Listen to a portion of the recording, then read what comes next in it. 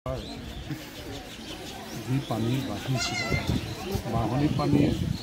আমাৰ কিছু জেগা চামধৰা বজাৰগাঁও বা আমাৰ কন্যাকা ফাৰ্ম এই বাঢ়নি পানী সোমাইছে আৰু এই বাঢ়নি পানী মানুহৰ ঘৰ দুৱাৰ বা ৰিলিফ কেম্প আমি পাতিব লগা হোৱা নাই কিন্তু মানুহৰ যিহেতু মানুহৰো হওক পশুৰো হওক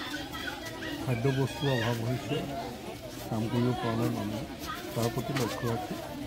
আমি চৰকাৰৰ ফালৰ পৰা ৰিলিফ দিয়াৰ ব্যৱস্থা কৰিছোঁ আৰু এই ৰিলিফ বিতৰণে এই চামধৰা বজাৰ গাঁৱত আহিব কৰিছোঁ। ইয়াৰ আগতে মই বালিপাৰাত গৈ আহিছোঁ জৰাশৰ নদী আমি যিটো বানমুক্ত কৰিবলৈ এটা সংকল্প লৈ কাম কৰি আছিলোঁ যে তাত এইবাৰ হয়তো ৩-৪বাৰ পানী সোমালতে যে এইবাৰ যিমান বেছি পানী আহিছে হয়তো আগৰ পৰা এনেকৈ অহা নাছিল কিন্তু এইবাৰ আমাৰ 20% জেগাতহে পানী অলপ অলপ সোমাইছে কিন্তু 80%তে আচলতে আমি বালিপাৰা এইবাৰ বানমুক্ত কৰি ৰাখিবলৈ সক্ষম হৈছোঁ। গতিকে আমাৰ চেষ্টা অব্যাহত থাকিব। নদীৰো পানী একেবাৰে কমি যোৱা নাই কিন্তু আমি যিমান পাৰোঁ আমাৰ ৱাটাৰ ৰিচোৰ্চ ডিপাৰ্টমেণ্টৰ জিঅ' বেগৰ কাম পাৰ্কোপাইন বা টিউব এই কথাখিনি আমাৰ কাম আগবাঢ়ি আছে। যেতিয়াই পানীটো কমিব আমি যুদ্ধকালীন প্ৰস্তুতিৰে আচলতে আমি প্ৰটেকশ্যন দিবৰ কাৰণে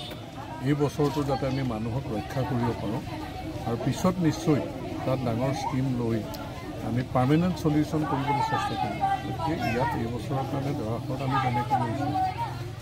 বৰলীৰো তেনেকৈ এই আজিৰ যি সমস্যা হৈছে সমস্যাবিলাক আমি ডিপাৰ্টমেণ্টে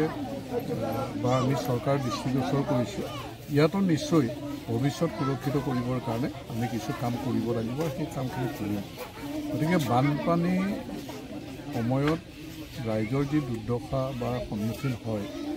আমাৰ সমষ্টিৰ যি জেগাতেই ৰাইজ বিপদৰ সন্মুখীন হ'ব